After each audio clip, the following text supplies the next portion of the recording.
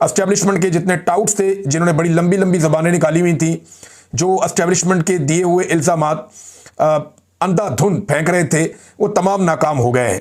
इन्होंने बड़े निश्तर बरसाए, इन्होंने कहा जी कश्मीरी गद्दार हैं, कश्मीरी जो हैं वो ये कर रहे हैं, वो कर रहे हैं, हम इन्हें ये देते हैं, हम इन्हें वो देते हैं। बहुत इन्होंने अजीबोगरीब हरकतें की और बड़ी घटिया इन्होंने कंपेन्स चलाई।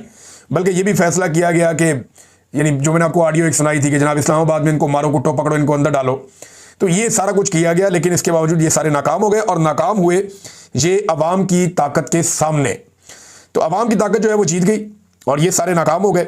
अब एक के बाद एक सेशन हो रहे हैं और इन सेशन में एस्टेब्लिशमेंट से अप्रूवल भी लिए जा रहे हैं, क्योंकि किसी सूरमा को ये जो है वो जरूरत नहीं हुई कि वो आकर अवाम का सामना करे।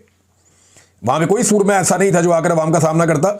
वहां पे सियासी जमातों के लोगों को लाकर बैठा दिया गया, पीपल्स पार्टी के। ये कहते हैं कि हमें तहरीरी नोटिफिकेशन दिए जाएं और नोटिफिकेशन जारी किए जाएं जिन चीजों का हम कह रहे हैं। जो अहम तरीन मामला हैं वो आप जानते हैं, एक तो 12 सीटों का मामला है। अब ये 12 सीटें क्या खत्म कर दी जाएंगी? तो मुझे नहीं लगता खत्म होगी, लेकिन मुझे ये लगता है कि बेअसर हो जाएंगी।